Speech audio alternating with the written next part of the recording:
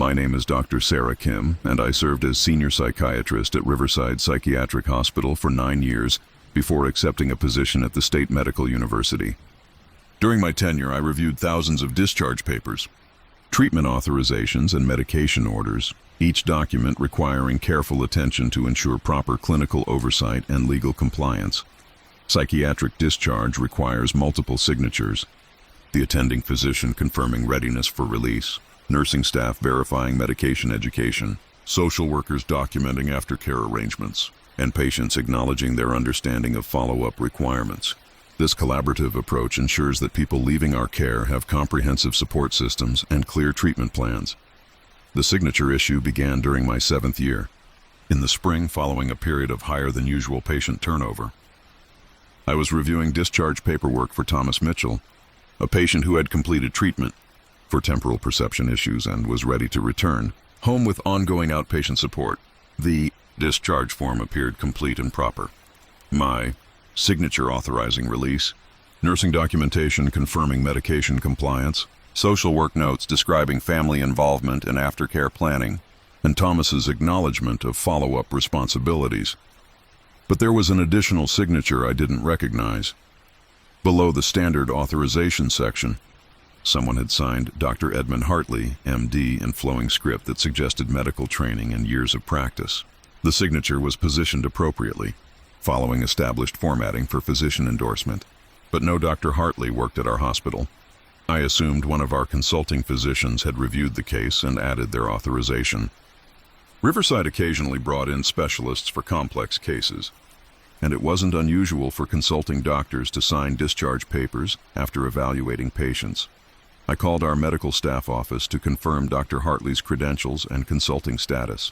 Janet Martinez, our credentialing coordinator, had worked with physician documentation for over a decade and knew every doctor authorized to practice at our facility. "We don't have anyone named Hartley on staff or consulting roster," she reported, after checking multiple databases. "No Edmund Hartley has been credentialed here in the past 15 years. This created a documentation problem. Hospital policy required that only authorized physicians sign patient release papers, and unauthorized signatures could invalidate discharge approvals or create liability issues. I contacted Thomas Mitchell's attending physician, Dr. Patricia Hernandez, to discuss the additional signature. She reviewed the discharge papers and confirmed that she had signed the document but couldn't explain Dr. Hartley's endorsement. "I definitely didn't ask for additional physician review," she said. Thomas's case was straightforward. His symptoms had resolved, medication was effective, family support was strong. No reason to involve consulting specialists. We decided to research the signature more systematically. Janet Martinez began checking historical employment records, looking for any Dr. Edmund Hartley who might have previously worked at Riverside or affiliated hospitals. Meanwhile, I reviewed other recent discharge papers to determine if additional unauthorized signatures had appeared on other documents. I found 3 more cases from the previous month, all psychiatric patients completing successful treatment programs, all carrying Dr. Hartley's signature alongside the required authorizations. Each signature was consistent in handwriting and positioning, suggesting the same person had reviewed and endorsed multiple discharge decisions. The clinical cases varied in complexity, but all represented positive treatment outcomes with appropriate aftercare planning. Janet's research revealed something unexpected. Dr. Edmund Hartley had been a staff psychiatrist at Riverside from 1967 to 1989, serving as chief of psychiatry for his final 12 years before retiring. Hospital records showed he had been highly respected, known for thorough patient care and mentoring younger physicians. Dr. Hartley had died in 1994, 5 years after his retirement. "But look at this," Janet said, showing me personnel files from the 1980s. His signature on old documents matches perfectly with the signatures appearing on current discharge papers. She was correct. Dr. Hartley's authorization signatures from 30 years ago were identical to the endorsements appearing on recent patient releases. Same handwriting style, same professional formatting, same careful attention to proper documentation. I brought this information to Dr. Williams, our hospital director, who had worked at Riverside long enough to remember Dr. Hartley personally. "Edmund was an excellent physician," Dr. Williams recalled. "Very thorough, never released a patient without being completely confident in their readiness for discharge. He had strong instincts about treatment completion. But Dr. Williams was as puzzled as anyone about the posthumous signatures appearing on current paperwork. "This is highly irregular," he said. "We need to understand how these signatures are being added to official documents." Hospital security reviewed surveillance footage from areas where discharge papers were typically prepared and signed. The recordings showed standard procedures: physicians reviewing cases, signing authorizations, and passing documents to administrative staff for processing. No unauthorized individuals were observed handling the paperwork. Most puzzling was the timing of Dr. Hartley's signatures. They appeared to be added after physicians completed their official endorsements, but before documents were filed in patient records. Security footage showed papers moving through normal channels, but the additional signatures were present when documents reached final processing stages. Over the following weeks, I began paying closer attention to cases receiving Dr. Hartley's posthumous endorsement. A pattern emerged. He signed discharge papers for patients whose treatment had been particularly successful, whose symptoms had resolved completely, and whose aftercare arrangements provided strong support for continued recovery. Dr. Hartley never signed releases for patients leaving against medical advice, those with ongoing symptoms requiring additional treatment, or cases where aftercare planning was incomplete. His endorsements appeared only on discharges that represented optimal treatment outcomes. I decided to test this pattern by preparing discharge papers for Maria Santos, a patient whose anxiety disorder had responded excellently to medication and therapy. Maria had strong family support, a clear understanding of her condition, and comprehensive follow-up arrangements. Her case represented exactly the type of successful treatment that seemed to attract Dr. Hartley's attention. I completed the standard discharge authorization and placed the papers in the normal processing queue. The next morning, Dr. Hartley's signature had been added below mine, endorsing Maria's release with the same careful handwriting that had appeared on dozens of other successful discharges. But when I prepared papers for James Patterson, a patient whose symptoms had improved but who still showed signs of medication, non-compliance, and family conflict, Dr. Hartley's signature didn't appear. James was discharged according to his legal rights, but his case lacked the comprehensive stability that characterized other releases. I began viewing Dr. Hartley's posthumous signatures as a form of quality assurance, additional verification that discharge decisions represented genuine treatment success rather than administrative convenience. During my final month at Riverside, I had the opportunity to meet Dr. Hartley's daughter, Rebecca, who was visiting the hospital to donate her father's medical library to our training program. I mentioned the signature phenomenon, describing it as an unusual documentation issue we'd been investigating. "My father never stopped caring about his patients," she said. "Even after retirement, he would call sometimes to ask about people he'd treated, wanting to know they were doing well. He said good discharge decisions were the most important part of psychiatric care." Rebecca showed me a letter Dr. Hartley had written to hospital administration before his death, recommending improvements to discharge planning procedures. His suggestions focused on ensuring that patients left with genuine stability rather than meeting artificial timeline requirements. "He always said," Rebecca continued, "the discharge signatures should mean something, that putting your name on someone's release papers was a promise they were truly ready to continue their recovery independently." Never determined how Dr. Hartley's signatures appeared on discharge documents, or why they endorsed only the most successful treatment outcomes. But I learned to view them as reminders that clinical documentation carries weight beyond bureaucratic requirements, that signatures represent professional commitments extending beyond the immediate circumstances of authorization. Sometimes, institutional memory expresses itself through the accumulated wisdom of practitioners who understood that patient care continues beyond official treatment relationships, and that the most important endorsements are those given by physicians who never stopped believing in the possibility of genuine recovery.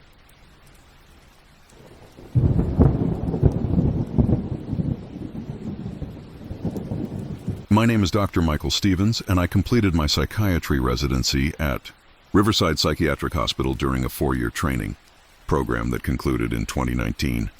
Residency in psychiatric medicine involves extensive experience with patient transport, emergency response, and facility navigation, skills developed through countless hours moving between floors for consultations, admissions, and crisis interventions. The incident I'm reporting occurred during my final year, in February, while I was transporting a sedated patient from the emergency department to the psychiatric ward for involuntary admission. Patient transport protocols require medical supervision when individuals are under chemical restraint, ensuring safety during movement between treatment areas. The patient was Rebecca Martinez, a 31-year-old woman experiencing acute psychosis with violent behavior. She had been sedated in the emergency department following police intervention and required immediate psychiatric evaluation and stabilization.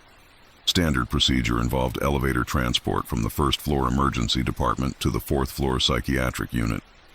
I accompanied Rebecca on the transport gurney, monitoring her vital signs and sedation level during what should have been a routine vertical transfer. Hospital elevators were reliable and well-maintained, with emergency communication systems and backup power for patient safety. We entered the main elevator at 11:45 p.m., accompanied by 2 nursing assistants and a security officer, as required for involuntary psychiatric transports. I pressed the button for the 4th floor and felt the familiar sensation of upward movement as the elevator began its ascent. The elevator stopped, and the doors opened onto what appeared to be the 4th floor. But the corridor that greeted us was wrong. Instead of the familiar psychiatric ward layout, nurses' station, patient rooms, administrative offices, we faced a long hallway that extended beyond the normal building footprint. The lighting was dimmer than standard hospital illumination, and the walls were lined with doors that lacked the safety features required for psychiatric patient rooms. The floor indicator inside the elevator read 4, consistent with our intended destination. But this was not the 4th floor of any building I had worked in during 3 years of residency training. "This doesn't look right," said Maria Gonzalez, one of the nursing assistants. "Where's the nurses' station?" I checked my hospital identification badge, which included a facility map. According to the schematic, the 4th floor psychiatric ward should have been directly ahead of us when the elevator doors opened. A central nurses' station surrounded by patient rooms, therapy areas, and staff offices. The corridor we faced showed none of these features. It appeared to be a hospital hallway, with the same flooring and wall colors used throughout Riverside, but configured in a layout that didn't match any floor plan I had studied. "Let's go back down and try again," suggested Tom Bradley, the security officer. "Maybe the elevator malfunctioned." I pressed the button to close the doors, intending to return to the 1st floor and take a different elevator. But the doors remained open. I pressed the 1st floor button, the emergency button, and several others, but the elevator showed no response to any commands. The display continued to indicate we were on the 4th floor, but the mechanical system seemed to have stopped functioning. Rebecca Martinez remained sedated on the gurney, her breathing steady and vital signs stable. Our immediate concern was completing her transport to appropriate psychiatric care, but we appeared to be stranded in an elevator that opened onto an unfamiliar corridor system. We should explore this hallway, I decided. Maybe it connects to the regular psychiatric ward further ahead. Hospital policy discouraged leaving patients unattended during transport, so we moved as a group, myself, the 2 nursing assistants, the security officer, and Rebecca on her gurney. The corridor was wide enough to accommodate the transport equipment, and we began walking toward what we hoped would be a connection to familiar hospital areas. The hallway continued much longer than the building's footprint should have allowed. After walking for approximately 5 minutes, we should have reached exterior walls or intersections with other corridors. Instead, the passage extended indefinitely, lined with doors that remained closed and unmarked. We began hearing sounds that suggested hospital activity, voices conducting patient rounds, monitors beeping softly, the general background noise associated with medical facilities. But we couldn't identify the source of these sounds, and we encountered no staff members or patients during our walk. "Dr. Stevens," Maria said, "how long is this hallway?" I had been wondering the same thing. The corridor showed no signs of ending, and we had been walking for nearly 10 minutes at a steady pace. Even the longest hospital corridor shouldn't extend this far without intersections, stairwells, or connections to other areas. The voices we were hearing became more distinct as we continued walking. I could make out conversations about patient care, medication discussions, therapy planning, family consultations.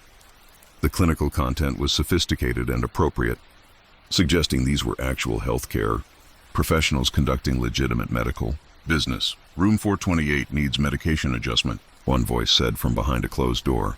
Dr. Martinez wants to see the patient in 445 before morning rounds, another replied from further down the hallway. These were names and procedures I recognized from our psychiatric ward. Dr. Martinez was indeed one of our attending physicians, and rooms in the 440s would be consistent with fourth floor numbering. But the doors we passed showed no room numbers, and we couldn't locate the sources of these conversations. After 15 minutes of walking, we reached what appeared to be a nurse's station, a central desk area surrounded by patient monitoring equipment and medical charts. But the space was empty of staff, despite the ongoing conversations we continued to hear from surrounding areas. I checked the charts at the nurse's station. They contained familiar patient names and current medical information, people I was treating on the regular psychiatric ward, documented with accurate medication lists, therapy progress notes, and treatment plans. The handwriting in the charts matched the documentation styles of physicians and nurses I worked with daily. But we were clearly not in the regular psychiatric ward. The physical layout, the endless corridor, and the absence of visible staff suggested we had somehow accessed a parallel version of our treatment floor. Rebecca Martinez's sedation was beginning to lighten. She stirred on the gurney and opened her eyes with the confused awareness of someone emerging from chemical restraint. "Where am I?" she asked quietly. "You're in the hospital," I replied, which was true but not entirely helpful given our uncertain location. "The walls look different," she observed. "And it's very quiet." She was correct on both points. The corridor had the same basic hospital appearance as our regular floors, but with subtle differences in lighting and acoustics that created an atmosphere of institutional calm rather than active medical care. I made the decision to return to the elevator and attempt to resolve our transport issue through other means. We retraced our path down the long corridor, passing the same unmarked doors and listening to the same ongoing conversations that seemed to emanate from spaces we couldn't access. When we reached the elevator, the doors were closed. I pressed the call button, and they opened immediately onto the familiar interior we had left 20 minutes earlier. The floor display still read 4. I pressed the first floor button, and this time the elevator responded normally, beginning its descent with the familiar mechanical sounds of standard hospital transport systems. The doors opened onto the first floor emergency department, exactly as expected. The nursing supervisor approached us immediately. "Dr. Stevens, we've been looking for you," she said. "Your transport was scheduled for 11:45, and it's now 12:30. Where have you been?" I checked my watch. 12:28 a.m. We had been gone for 43 minutes on what should have been a 3-minute elevator ride. "We got lost," I said, which was accurate but incomplete. We completed Rebecca Martinez's transport to the 4th floor psychiatric ward using a different elevator. The familiar layout greeted us immediately. Nurses stationed directly ahead, properly numbered patient rooms, staff members conducting normal shift activities. I never reported the elevator incident officially. Residency training includes many stressful experiences that can affect perception and memory, and I assumed the episode was related to fatigue, stress, or some combination of factors that had distorted my experience of a routine patient transport. But I kept notes about the corridor system we had encountered, the endless hallway, the voices conducting patient care from invisible locations, the nurse's station with accurate medical charts for patients from our regular ward. During my final months at Riverside, I made several attempts to access that alternative 4th floor through different elevator approaches, but I never succeeded in returning to the space we had discovered during Rebecca Martinez's transport. Sometimes, I wonder if hospital buildings develop their own forms of parallel operation, treatment floors that exist alongside official ward structures, providing care through mechanisms that extend beyond our conventional understanding of institutional architecture and medical practice.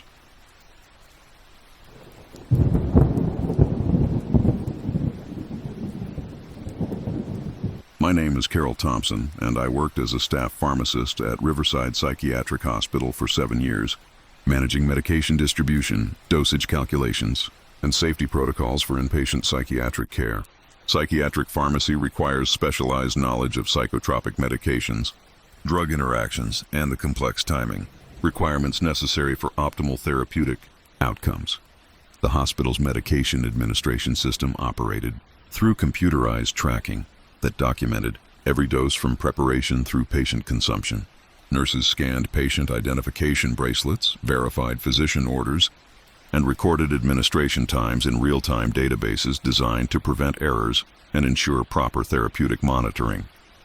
My responsibilities included preparing daily medication schedules, reviewing drug interactions, consulting with physicians about dosage adjustments, and investigating any discrepancies in medication administration records. The system generated automatic alerts for missed doses, timing conflicts, or potential adverse interactions. During my 5th year, I began noticing irregularities in the medication administration database, records showing patients receiving prescribed doses twice within short time periods, despite protocols that should have prevented such duplications. The first case involved Jennifer Anderson, a patient being treated for anxiety disorder with a twice-daily regimen of lorazepam and sertraline. On Tuesday morning, the computer system showed she had received her 8 a.m. medications from Lisa Martinez, RN, at 8:15 a.m., but 30 minutes later, a second entry appeared showing the same medications administered at 8:47 a.m. by an unidentified provider.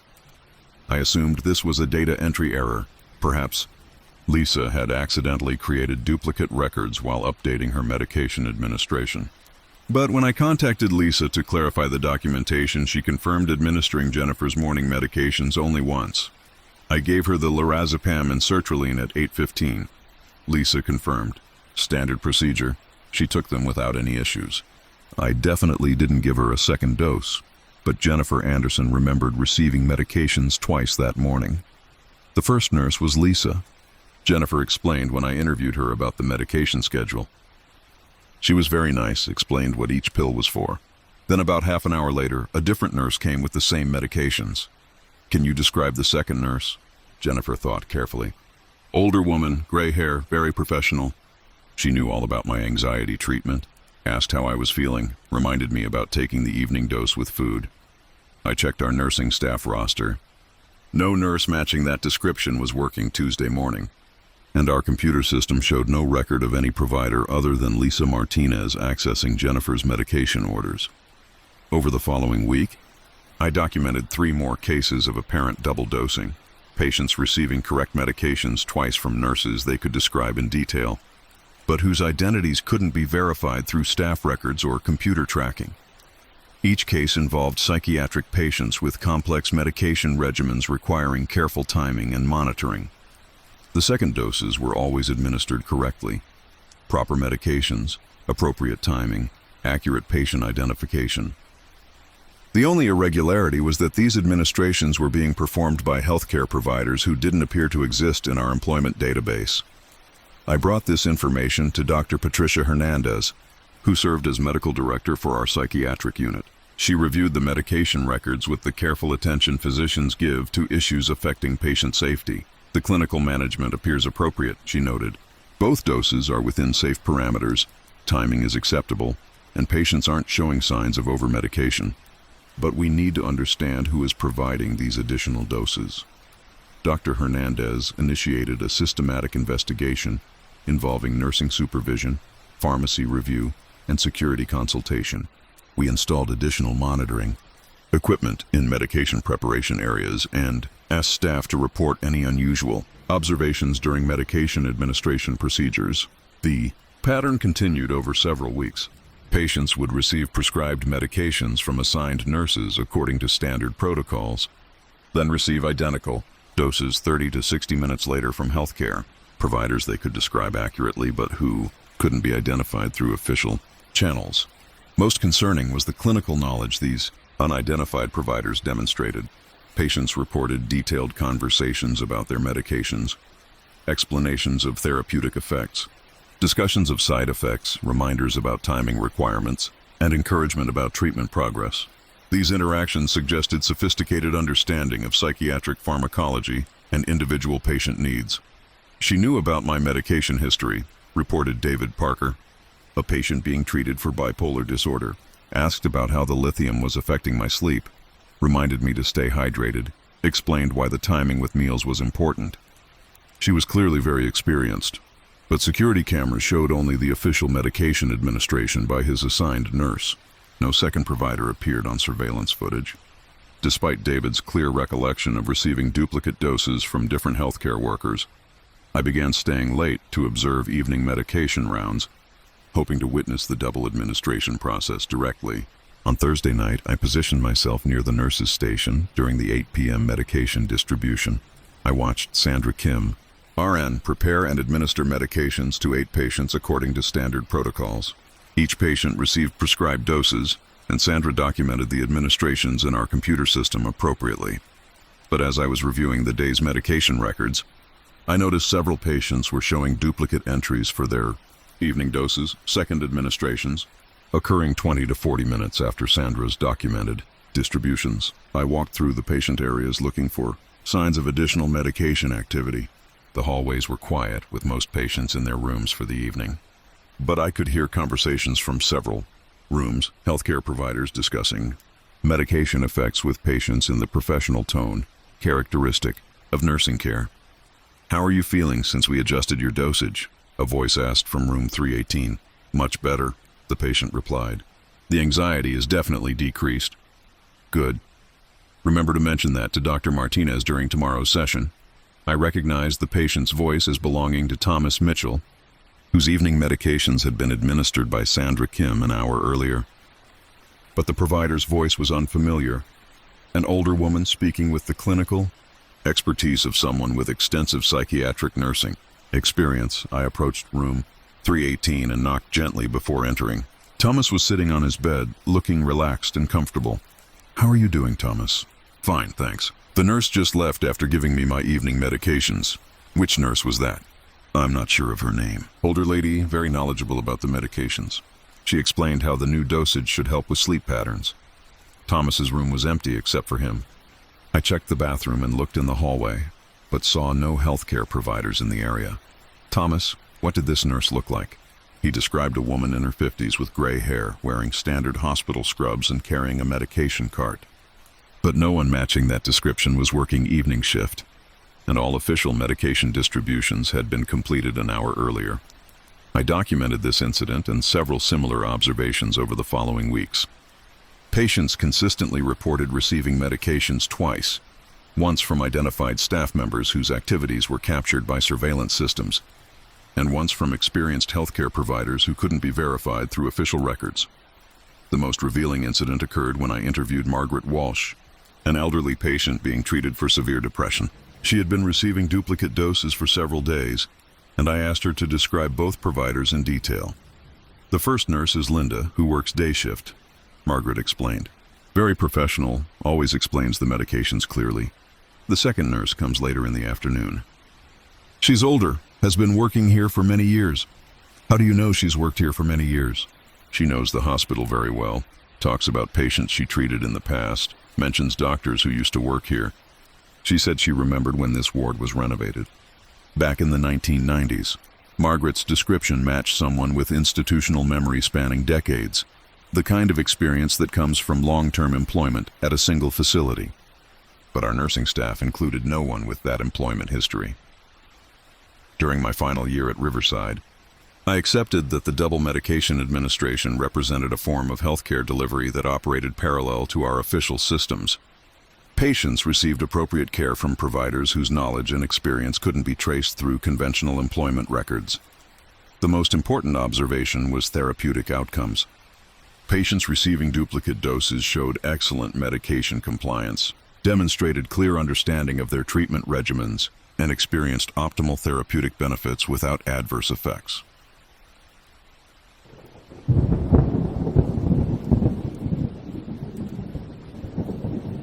My name is Officer James Rodriguez, and I worked as hospital security supervisor at Riverside Psychiatric Hospital for 8 years, managing safety protocols, emergency response procedures, and coordination with local law enforcement. Psychiatric hospitals require specialized security approaches that balance patient protection with therapeutic environment, maintenance, emergency.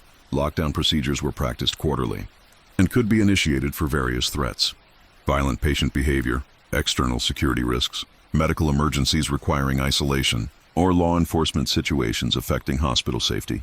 The protocol involved immediate facility securing, patient restriction to designated areas, and communication shutdown until situations were resolved. Lockdown initiation required authorization from specific administrative positions: the hospital director, nursing supervisor, or security chief. The procedure began with coded announcements through the hospital intercom system, followed by systematic securing of all entry points and restriction of movement throughout the facility. On Wednesday, October 7th, at 2:17 p.m., I was conducting routine security rounds when the hospital intercom system activated with an emergency announcement. Attention all staff. This is Dr. Williams. Initiate immediate lockdown protocol. Secure all patient areas and restrict movement until further notice. This is not a drill. The voice was clearly recognizable as Dr. Jonathan Williams, our hospital director, using the standard terminology for emergency lockdown procedures. I immediately began implementing the security response, locking external doors, activating patient area restrictions, and coordinating with nursing staff to ensure patient safety during the emergency protocol. The announcement repeated every 5 minutes, providing updates and reinforcing lockdown requirements. All staff maintain lockdown positions. Patient movement restricted to immediate care areas only. Security personnel report status to command center. Standard procedure required me to contact the command center to confirm lockdown authorization and receive specific instructions about the nature of the emergency. But when I called the administrative offices, I reached Linda Martinez in the main office. "James, what's happening?" she asked. "We're getting reports about lockdown procedures, but Dr. Williams is in meetings downtown all afternoon." I described hearing the lockdown announcement from Dr. Williams over the intercom system. Linda checked the hospital director's schedule and confirmed he was attending budget meetings at the county administration building, approximately 30 minutes away from the hospital. Dr. Williams left at 1 p.m. and isn't scheduled to return until tomorrow morning, Linda reported. He definitely didn't authorize any lockdown procedures. But the intercom announcements continued every few minutes, providing detailed instructions in Dr. Williams' voice about maintaining security protocols, coordinating patient care during restrictions, and preparing for possible extended lockdown duration.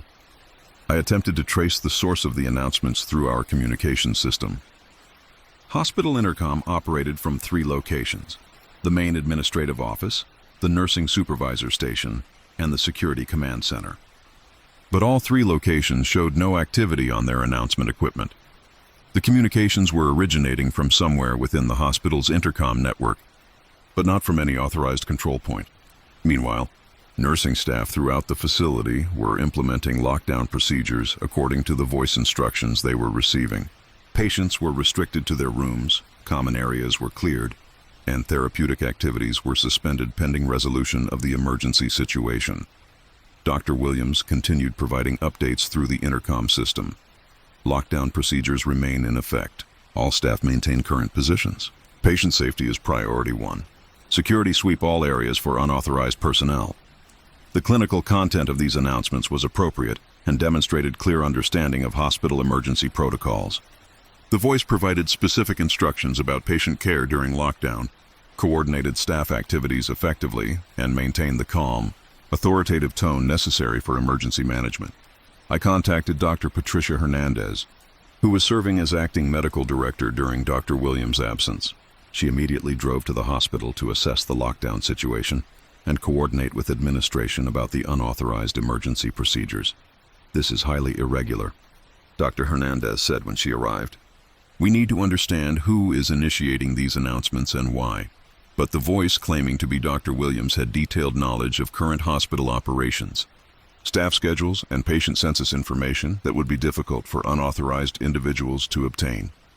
"Security reports show all areas secure," the voice announced. "Nursing supervision confirms patient cooperation with lockdown restrictions. Maintain current protocols until external situation is resolved." These status updates were accurate. Security checks had confirmed facility security, nursing staff reported excellent patient cooperation, and lockdown procedures were being implemented effectively throughout the hospital. Dr. Hernandez attempted to override the intercom system and provide alternative announcements, but the communications equipment showed no response to her commands. The voice claiming to be Dr. Williams maintained control of the hospital announcement system. After 3 hours of lockdown, the voice provided final instructions. External situation has been resolved. Begin gradual return to normal operations. Security maintain heightened awareness through evening shift. Thank you for your professional response during this emergency. The intercom system then returned to normal function, responding appropriately to authorized personnel attempting to make announcements. I contacted Dr. Williams at the county administration building to inform him about the lockdown incident. He was surprised and concerned about unauthorized use of his voice and authority to initiate emergency procedures. I definitely didn't authorize any lockdown, Dr. Williams confirmed. And I've been in budget meetings since 1:30. Multiple witnesses can verify my location throughout the afternoon. Hospital administration conducted a thorough investigation of the incident, reviewing communications equipment, interviewing staff members, and checking security recordings from areas containing intercom control points. The investigation revealed no evidence of unauthorized access to communication systems, no technical malfunctions that could have generated the announcements, and no individuals who could have impersonated Dr. Williams' voice with such accuracy and administrative knowledge. Most puzzling was the clinical appropriateness of the lockdown response. Despite being initiated without proper authorization, the emergency procedures had been implemented flawlessly, patient safety had been maintained throughout the incident, and staff coordination had functioned exactly as designed. Whoever initiated this lockdown, Dr. Hernandez noted in her incident report, demonstrated comprehensive understanding of our emergency, protocols, and excellent judgment about patient care, priorities. The lockdown had lasted exactly the appropriate duration for a moderate security threat, involved proper coordination between departments, and concluded with systematic return to normal operations that minimized patient anxiety and operational disruption. During my final 2 years at Riverside, no similar incidents occurred. Emergency lockdown procedures returned to their normal quarterly practice schedule, initiated only by properly authorized administrative personnel. But I kept detailed documentation of the October 7th incident, recordings of the voice announcements, timeline of emergency response activities, and staff interviews describing their experiences during the unauthorized lockdown. The most significant aspect wasn't the mysterious initiation of emergency procedures. It was the demonstration that institutional safety protocols could function effectively even when guided by authority that couldn't be traced through conventional administrative channels. Sometimes, healthcare facilities develop their own forms of protective response, emergency management that operates through accumulated institutional wisdom rather than individual administrative decisions, ensuring patient safety through mechanisms that transcend the limitations of scheduled personnel and documented authority structures.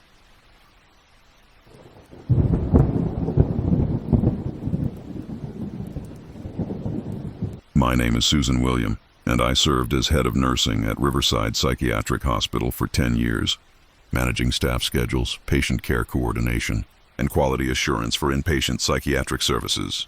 Nursing administration requires detailed knowledge of personnel, their qualifications, work history, and performance in therapeutic relationships with patients. The hospital employed approximately 40 nursing staff members across all shifts, including registered nurses, licensed practical nurses, and certified nursing assistants. Each employee underwent extensive background checks, credentialing verification, and ongoing performance evaluations to ensure appropriate care for our patient population.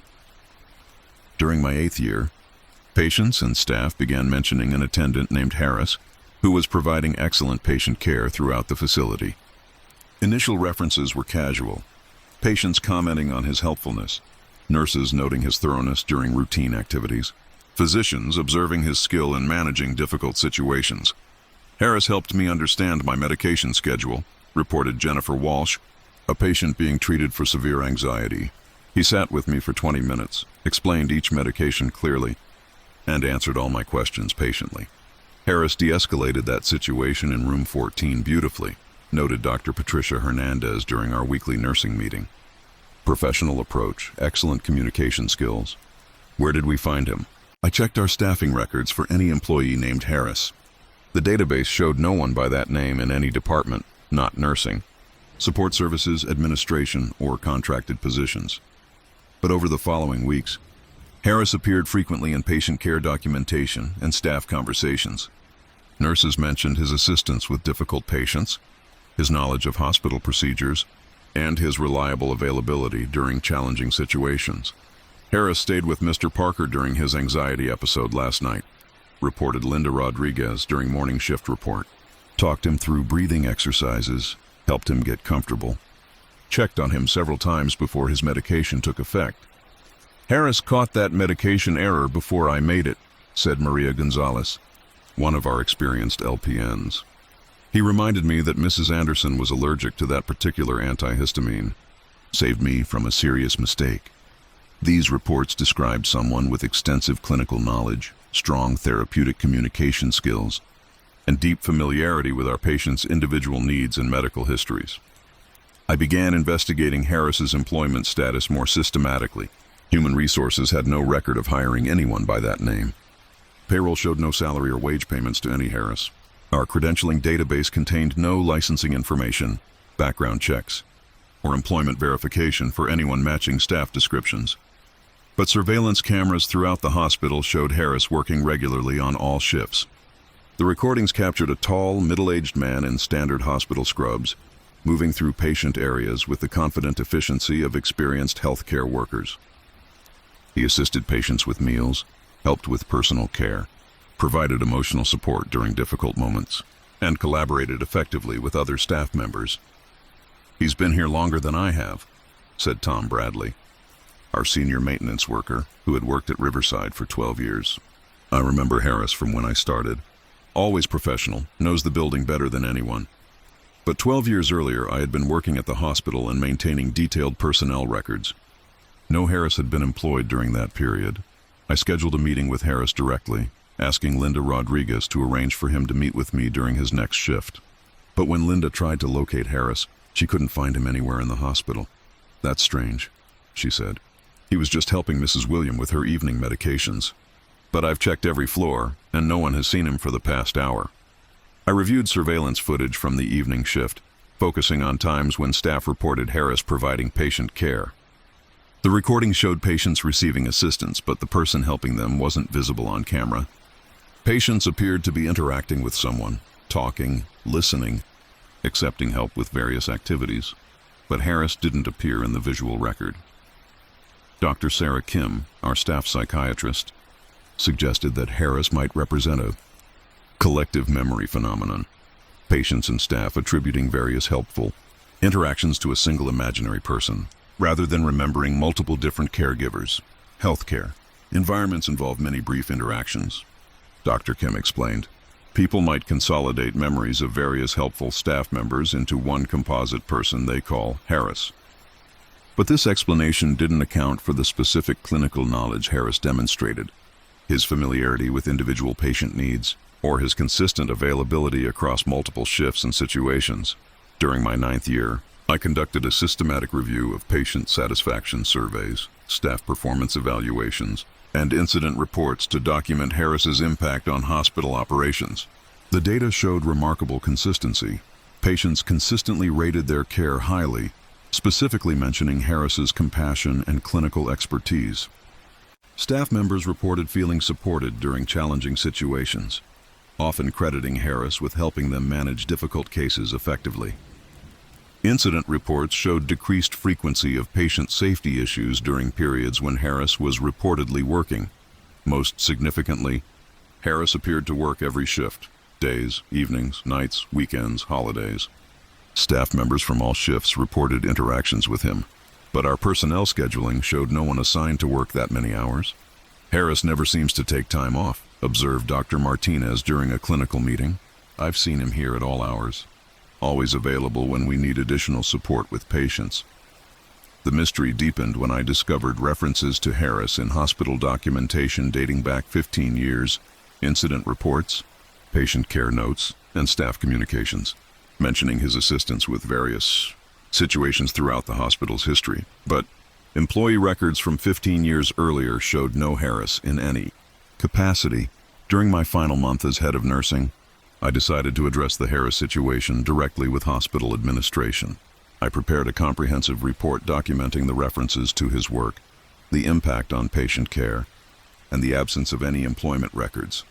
Dr. Williams, the hospital director, reviewed my documentation with interest and concern. "This is highly unusual," he acknowledged. "But the patient care outcomes you've documented are excellent. If Harris is providing beneficial services, we need to understand how to properly credential and compensate him." But the day after my meeting with Dr. Williams, Harris stopped appearing in surveillance footage, patient care documentation, and staff conversations. Patients no longer mentioned his assistance, nurses stopped referencing his support, and physicians ceased commenting on his clinical contributions. Harris simply disappeared from hospital operations as completely as he had appeared.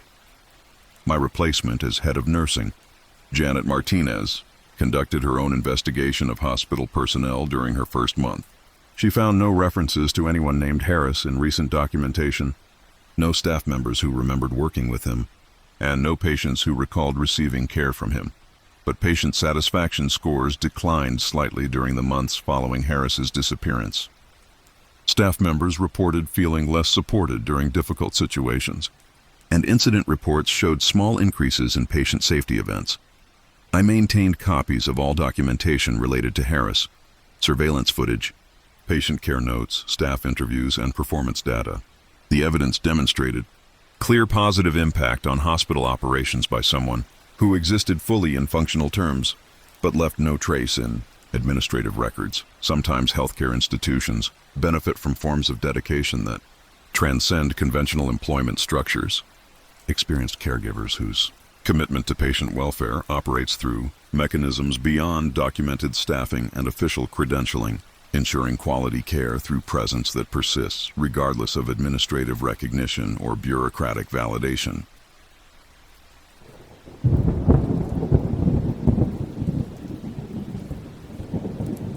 My name is Dr. Rebecca Martinez, and I served as Medical Records Administrator at Riverside Psychiatric Hospital for 9 years, managing patient documentation, ensuring clinical accuracy, and maintaining compliance with healthcare regulations. Medical records in psychiatric care require particular attention to confidentiality, long-term treatment tracking, and coordination between multiple healthcare providers. The hospital maintained both electronic and physical filing systems, with redundant backup procedures to protect patient information and ensure accessibility for ongoing care. My responsibilities included reviewing documentation for completeness, investigating discrepancies, and training staff in proper record-keeping procedures. During my 7th year, I began discovering duplicate patient files that appeared identical except for single, disturbing variations in clinical documentation. These duplicates would appear in our filing system without explanation, containing the same demographic information, treatment history, and clinical notes as original files, but with one additional entry that didn't exist in the primary records. The first case involved Thomas Mitchell, a patient being treated for temporal perception disorders. His original file contained standard psychiatric documentation, admission notes, treatment plans, therapy session summaries, medication records. But a duplicate file appeared in our system containing identical information plus one additional entry. Patient expired 10/15/2023 following complications from medication interaction. Time of death, 3:47 a.m. This notation was dated 3 days in the future and written in the clinical handwriting style used throughout. Thomas's legitimate medical record, I assumed. Someone had misfiled documentation or created the duplicate. Record as part of training exercises. Student healthcare workers sometimes practice documentation using modified patient information, and the death notation might have been added as an educational scenario. But Thomas Mitchell was alive, responding well to treatment, and scheduled for discharge the following week. I brought the duplicate file to Dr. Patricia Hernandez, Thomas's attending physician, who reviewed both records carefully. "The clinical content is accurate through yesterday's session," she confirmed, "but I definitely didn't write any notation about death or medication complications. Thomas is stable and improving." Dr. Hernandez checked Thomas's medication regimen for potential interaction risks. His prescriptions were standard psychiatric medications with well-established safety profiles when used according to proper protocols. "There's no indication of medication issues," she reported. "His blood work is normal. He's tolerating all medications well, and he's shown no adverse reactions during his treatment. I filed the duplicate record in our investigation pending folder and continued with normal medical records management.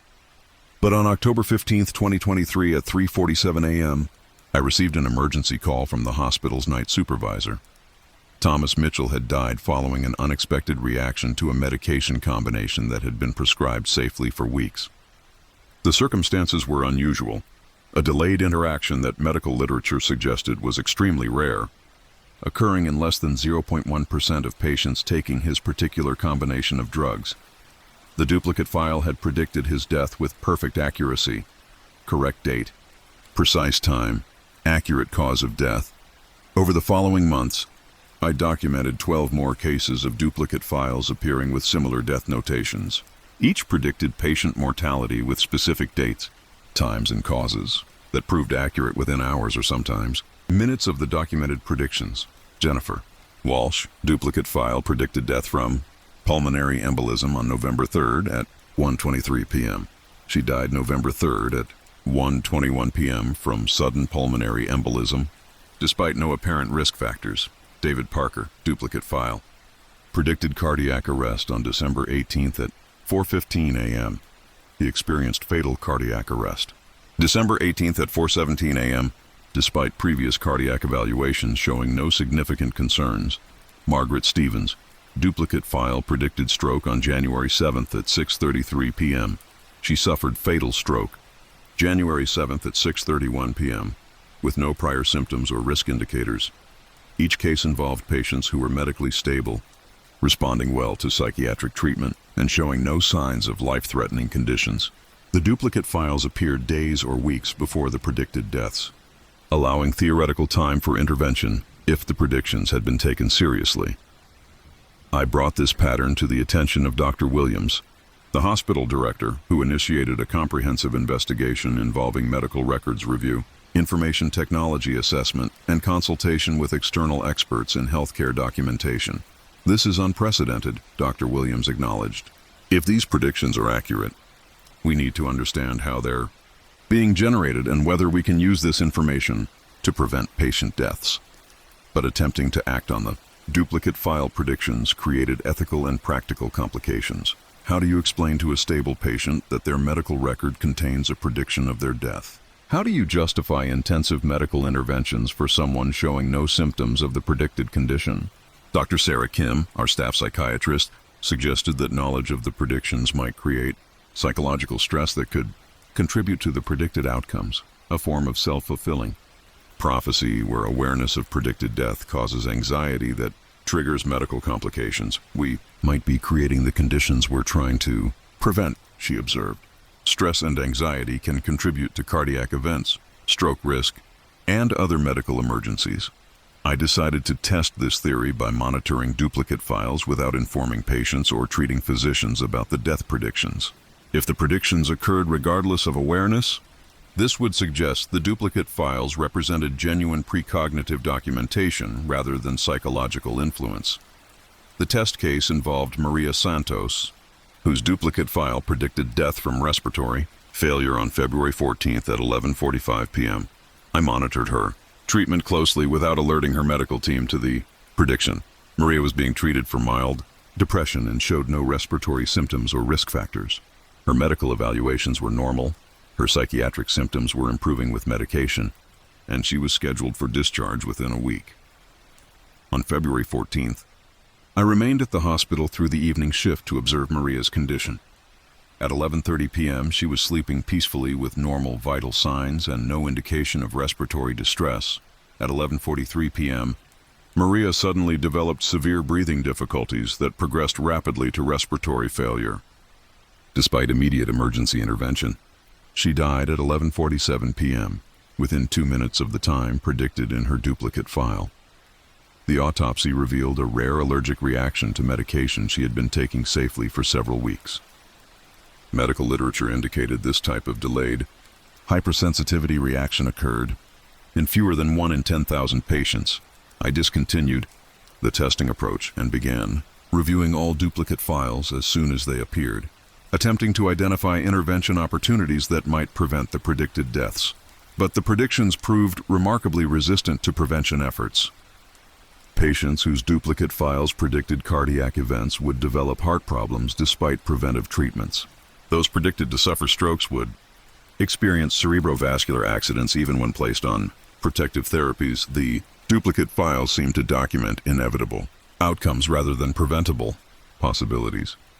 During my final year at Riverside, I developed protocols for managing duplicate file discoveries, immediate consultation with attending physicians, comprehensive medical evaluation focusing on the predicted cause of death, family notification about increased monitoring needs, and documentation of all intervention attempts. These protocols reduced the accuracy of predictions slightly. Some patients died hours or days later than predicted, and a few survived the predicted dates entirely. But the overall pattern remained consistent. Duplicate files anticipated patient deaths with accuracy that exceeded statistical probability. I left Riverside to accept a position in medical research, focusing on predictive modeling and healthcare outcomes. But I maintained contact with my replacement, who reported that duplicate file appearances declined significantly after my departure. Sometimes medical documentation develops its own forms of anticipatory accuracy, records that document futures we cannot prevent, carrying information about outcomes that transcend our clinical ability to intervene, reminding us that healthcare operates within limitations that extend beyond our therapeutic knowledge and institutional capabilities.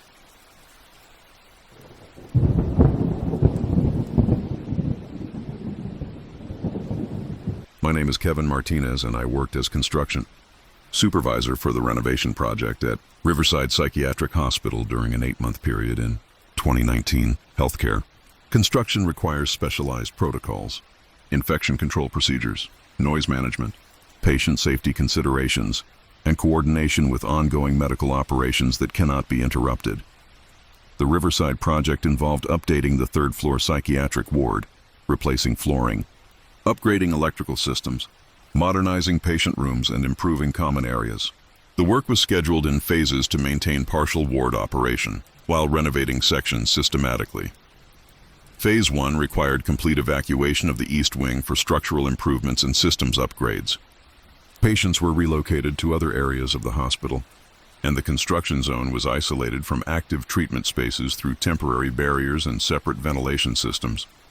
My crew began work on Monday, June 3rd, with standard demolition procedures, removing old flooring, exposing electrical conduits, and preparing surfaces for modernization. The East Wing had been vacant for 3 days, with all medical equipment relocated and patient rooms thoroughly cleaned. On our second day of work, we began hearing sounds that seemed to come from the floors above and below our construction area, voices conducting what sounded like normal hospital operations. This wasn't unusual in healthcare construction. Hospitals operate continuously, and sounds carry through building systems in unexpected ways. But the voices we were hearing described activities that should have been taking place in the evacuated wing where we were working. "Time for morning medications in room 314, a voice said clearly through the building's ventilation system. "Mrs. Anderson needs assistance with breakfast," another replied, from what seemed to be directly above our work area. Room 314 was part of the East Wing where we were conducting renovations. It had been empty for days, with all fixtures removed and electrical service disconnected. I assumed these conversations were coming from other parts of the hospital and being transmitted through shared ductwork or building systems. Healthcare facilities have complex infrastructure, and sound transmission between areas is common during construction when barriers are compromised. But over the following days, the voices became more specific and detailed, describing activities that precisely matched the normal operations of the ward we were renovating. "Roll call for evening shift," announced a voice that seemed to originate from our construction area. 14 patients, all accounted for, medications distributed according to schedule. The East Wing had typically housed 12 to 16 patients before renovation, and evening roll call had been a standard procedure conducted at the nurses' station we had demolished the previous day. "Dr. Martinez wants to see the patient in room 318 before morning rounds," another voice reported during our Wednesday work session. "Group therapy scheduled for 2 p.m. in the common area," came an announcement from speakers that had been disconnected during our electrical work. These conversations followed the exact schedule and procedures that had been used in the East Wing before patient relocation. But the physical spaces where these activities normally occurred were now construction zones filled with equipment, debris, and partially completed renovations. I contacted Linda Rodriguez, the head nurse who had coordinated patient relocation before our project began. She confirmed that no medical activities were occurring in the East Wing during construction. All patients were moved to other floors, she assured me. No staff members are assigned to the East Wing until renovation is complete. Those rooms have been empty for a week. But Linda was intrigued by my description of the voices and their apparent familiarity with ward operations. What specifically are they saying? She asked. I described the conversations about medication schedules, patient care coordination, and daily routine activities that match the normal functioning of a psychiatric ward. Those are exactly the types of conversations we would have during normal operations, Linda confirmed. Same timing, same procedures, same patient management issues we deal with every day. On Thursday morning, the voices began including specific patient names and medical details that matched people who had been treated in the East Wing during the months before renovation. Thomas, Mitchell is responding well to the new medication dosage, reported a voice from our construction area during lunch break. Jennifer Walsh's anxiety levels have decreased significantly, another voice noted from what seemed to be the location of the former nurses' station. David Parker needs monitoring for medication compliance, came an observation from the direction of room 322, which we had been renovating that morning. I recognized these names from conversations with hospital staff. Thomas Mitchell, Jennifer Walsh, and David Parker had all been patients in the East Wing during recent months, though they had been discharged or transferred before construction began. Crew members were becoming unsettled by the ongoing voices, describing medical activities in areas where we were conducting demolition and construction. The conversations were clear enough to be distracting, detailed enough to seem authentic, and persistent enough to interfere with our work concentration. It's like working in a hospital that's still operating, observed Mike William, my lead electrician. But we can see that these rooms are empty and torn up. On Friday afternoon, I decided to investigate the voices more systematically. I positioned crew members throughout the East Wing construction zone and used walkie-talkies to coordinate observation of the ongoing conversations. At 2 p.m., voices began describing group therapy, activities in the common area, the space where we had been installing new flooring all week. Everyone please take a seat in the circle, announced a voice that seemed to come from the center of our construction area. Today we'll be discussing coping strategies for anxiety management, continued what sounded like a professional therapist conducting a standard group session. Multiple voices began participating in what appeared to be therapeutic discussion, patients sharing experiences, asking questions, and receiving guidance about mental health management techniques. My crew members positioned throughout the area confirmed hearing the same conversations from their various locations.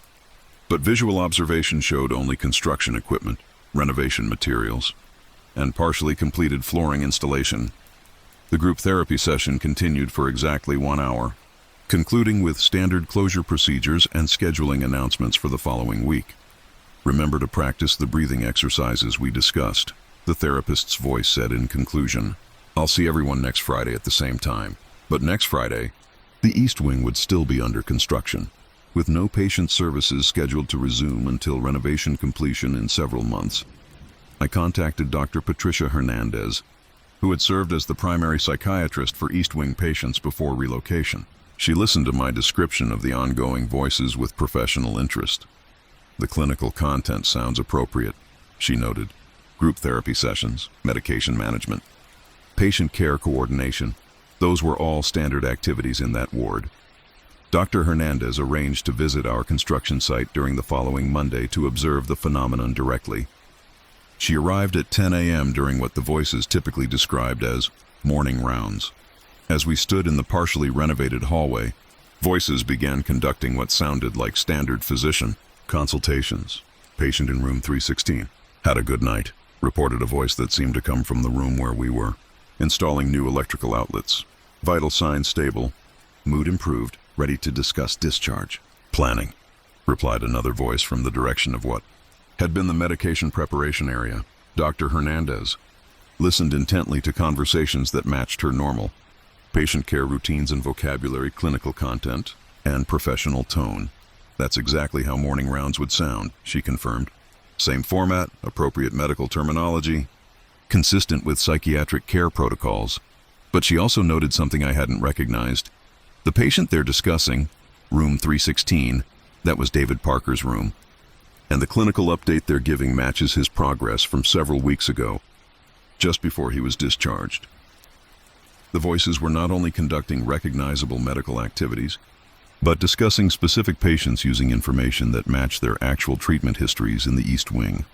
Over our remaining months of construction, the voices continued their daily routine, medication distribution at standard times, therapy sessions according to previous schedules, shift changes that matched staffing patterns from before renovation. The conversations provided a consistent background to our construction activities, describing the normal operations of a psychiatric ward that existed in the same physical space we were renovating, but at a different time than our current work period. My crew learned to work around the voice schedules, planning noisy activities during times when medical conversations were less frequent, and coordinating our breaks to avoid interfering with what sounded like important patient care discussions. Construction completion occurred in February 2020, and the East Wing was prepared for patient services to resume. During our final week of work, the voices began describing discharge procedures and preparation for patient relocation. Final inventory complete, announced a voice from the newly renovated nurses' station. All patients successfully transitioned to continuing care. Ward closure procedures implemented according to protocol. On our last day of construction, as we were conducting final inspections and removing equipment, the voices concluded their activities.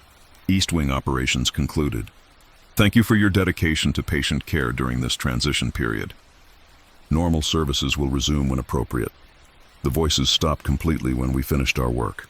The renovated East Wing reopened the following month with updated facilities and modern equipment, resuming patient care without any unusual audio phenomena. Healthcare.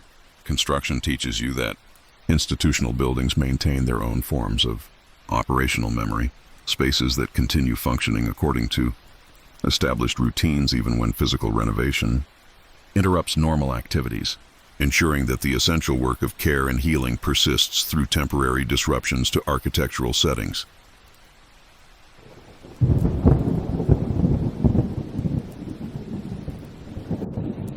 My name is Dr. Patricia Hernandez, and I concluded my 12-year tenure as senior psychiatrist at Riverside Psychiatric Hospital in December 2023.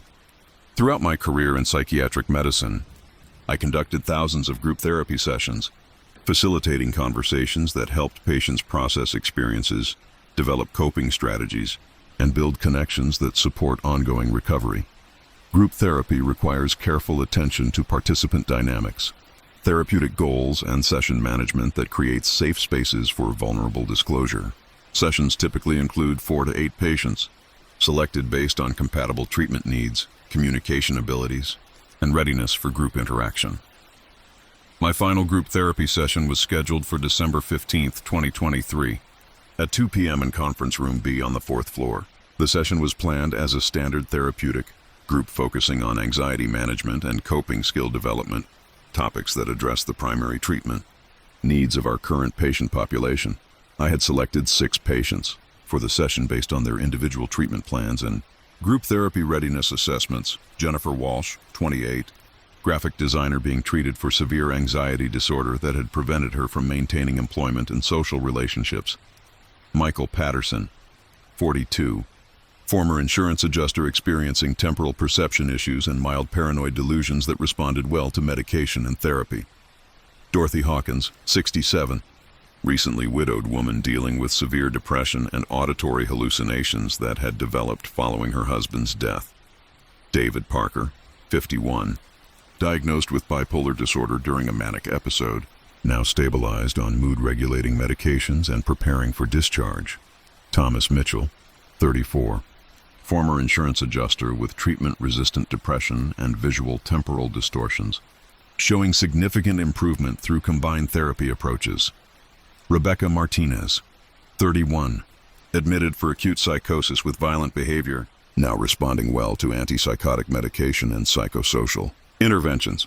Each of these patients had made substantial progress during their treatment at Riverside and would benefit from group discussion about maintaining stability and managing ongoing challenges after discharge. I arrived at conference room B 15 minutes before the scheduled session to arrange seating, review participant files, and prepare discussion materials focused on anxiety management techniques that could be applied in various life situations.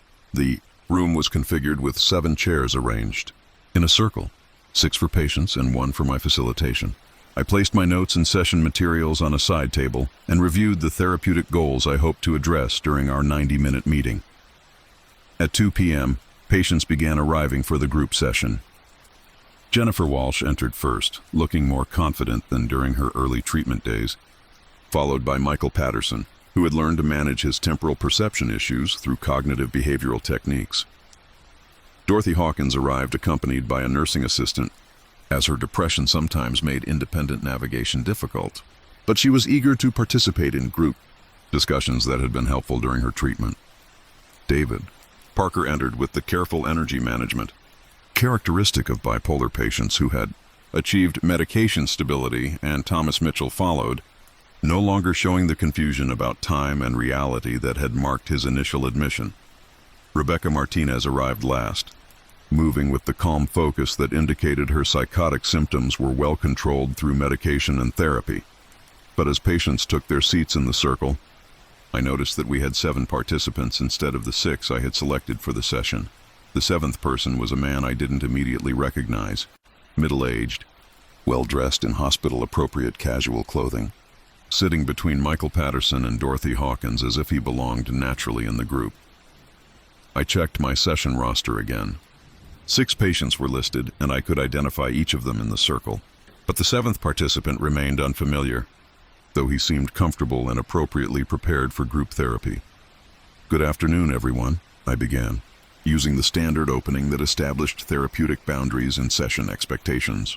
"Let's start by having each person introduce themselves and share what they hope to gain from today's discussion." Jennifer Walsh began with the clear, thoughtful presentation that had developed during her weeks of treatment.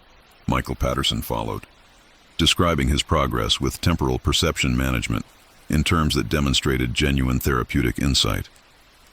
Dorothy Hawkins spoke about learning to cope with grief while managing depression, showing the emotional strength that had emerged through individual and group therapy. David Parker discussed maintaining mood stability through medication compliance and lifestyle management.